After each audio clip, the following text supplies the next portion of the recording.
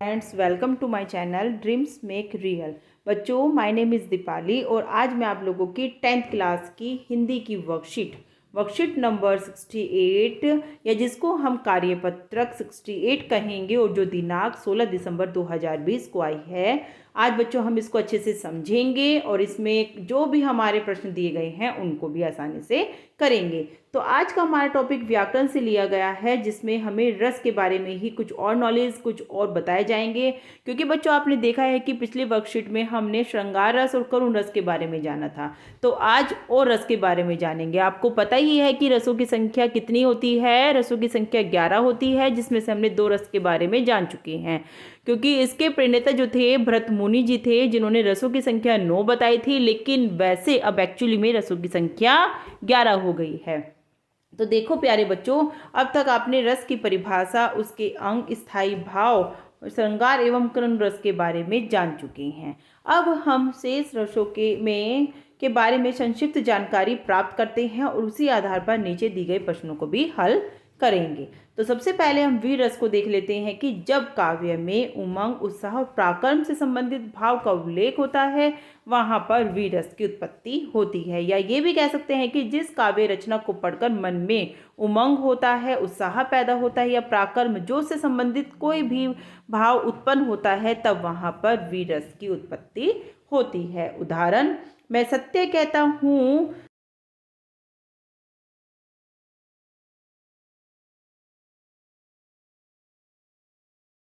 इस तरह से अब हमें आगे बताया गया है हास्य रस के बारे में।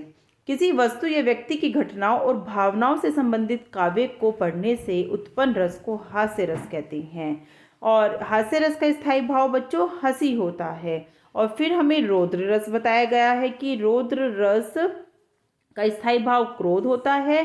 और जिस काव्य रचना को पढ़कर या सुनकर हृदय में क्रोध के भाव उत्पन्न होते हैं, वहां पर रौद्र रस होता है। मतलब जिस काव्य रचना को पढ़कर हमें गुस्सा आता है, क्रोध उत्पन्न होता है, वहां पर रौद्र रस होता है। इस प्रकार की रचनाओं में उत्प्रेरण संबंधी विवरण होता है और इसका स्थायी भाव मैंने बता ही दिया आपको, क्रोध होता है।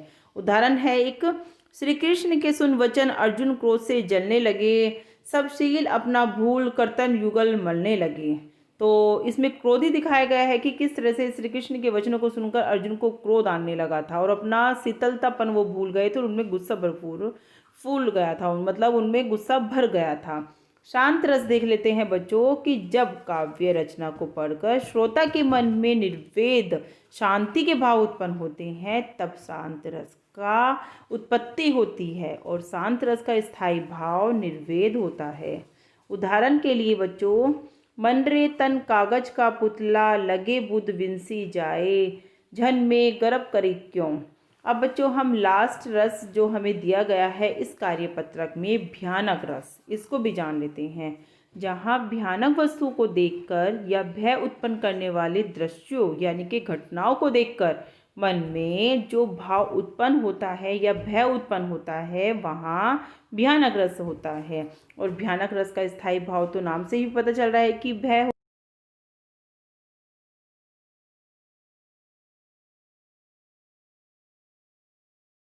आ रही फेन उंगलिया, फन फैलाए प्यालों सी। तो बच्चों इसको देखकर बताया जा रहा है कि जब जब उस सिंधु नदी अब आ रही है, उफन करा रही है, तो उसको देखकर भय उत्पन्न हो रहा है, तो इसीलिए यहाँ पर भय रस की उत्पत्ति हुई है।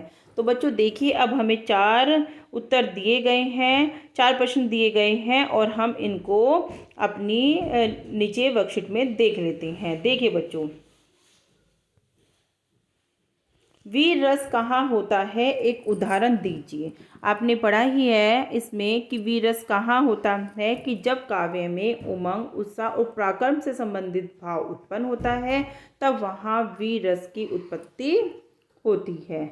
जैसे उदाहरण देख लीजिए बच्चों, बहुत ही फेमस उदाहरण आप लोगों के लिए मैं लेकर आई हूँ और आपको अच्छा भी लगेगा कि बुंदेले हर बोलो के मुख, हमने सुनी कहानी थी, खूब लड़ी मर्दानी, वो तो झांसी वाली रानी थी। देखिए कितना हौसला, कितना बुलंद, कितना पराक्रम इस दोहे को पढ़कर दिखाया जा रहा है, जो कि रानी लक्ष्मीबाई के बारे में है।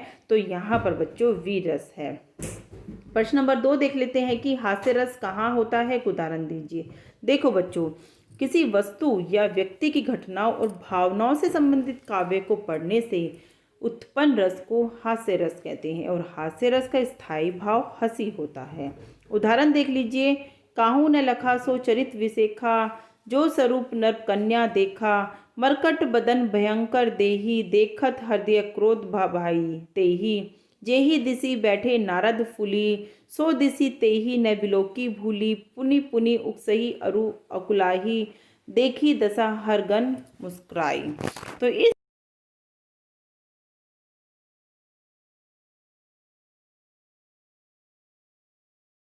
कहाँ होता है, एक उदाहरण दीजिए। तो बच्चों, आप लोगों को मैं रोद रस का भी बता देती हूँ कि जिस काव्य रचना को पढ़कर हृदय में या सुनकर, या आएगा बच्चों यहाँ पर, या सुनकर हृदय में क्रोध के भाव उत्पन्न होते हैं, वहाँ रौद्र रस होता है। और रौद्र रस का स्थायी भाव क्रोध होता है। मतलब जिस काव्य रचना को पढ़कर मन में क्रोध उत्पन्न होता है, गुस्सा आता है, वहाँ पर रौद्र रस होता है। उदाहरण देखिए। अतिरस बोले वचन कठोर, बेगी दिखाऊं मूड नत आजू, उल्टऊ मही जहाँ लग तर तब राजू। तो इस प्रकार बच्चों, इस दोहे में हमें बताया गया है कि अत्यंत क्रोध में भरकर वे कठोर वचन बोले कि हे मूर्ख जनक, बता धनुष किसने तोड़ा, उसे सिर्ग दिखा, नहीं तो अरे मूढ़, अरे मूर्ख, आज मैं जहाँ तक तेरा राज्य है, आज जहाँ तक तेरा राज्य है वहाँ तक की पृथ्वी उलट दूंगा। देखो कितने क्रोध भरी बातें कही हैं कि हे मूर्ख जनक, बता दे जल्दी से शीघ्र, वरना मैं तेरा राज्य, तेरी धरती उलट दूंगा। तो इस तरह बच्चों यहाँ पर हमारा रौद्र रस है। आगे हम लास्ट देख लेते हैं। शांत रस कहाँ होता है, एक उदाहरण दीजिए। देखो बच्चों, शांत रस को देख लेते हैं कि जिस काव्य रचना को पढ़कर मन में शांति उत्पन्न होती है, वहाँ शांत रस होता है। उदाहरण के लिए, जब मैं था तब हरि नहीं, अब हरि है मैं नाही, सब अंधियारा मिट गया, दीपक देखा माही। तो बच्चों, इसमें बताया गया है कबीरदास जी का दोहा, मैंने आप लोगों के लिए लिखा है। कबीरदास जी कहते हैं कि जब मेरे अंदर अहंकार था, मैं था का मतलब जब मेरे अंदर अहंकार था, तब मेरे हृदय में ईश्वर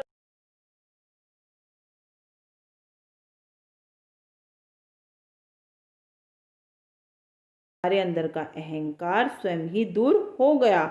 जब से मैंने गुरु रूपी दीपक को पाया, तब से मेरे अंदर का अंधकार खत्म हो गया। तो बच्चों, कितना अच्छा दोहा कबीरदास जी ने, कितनी अच्छी शिक्षा अपने दोहे के थ्रू कबीरदास जी ने लोगों को दी है कि जब मेरे अंदर अहंकार था, तब मेरे अंदर ईश्वर का वास नहीं था, और अब मेरे अंदर ईश्वर जी आ गए हैं, भगवान आ गए हैं, तो मेरे अंदर से अहंकार यानी कि घमंड खुद ही चला गया है। और जब से मैंने गुरु रूपी दीपक को जलाया है, तो मेरे अंदर का अंधकार यानी कि दीपक जल गया, तो मेरे अंदर का जो अंधकार था वो खत्म हो गया है।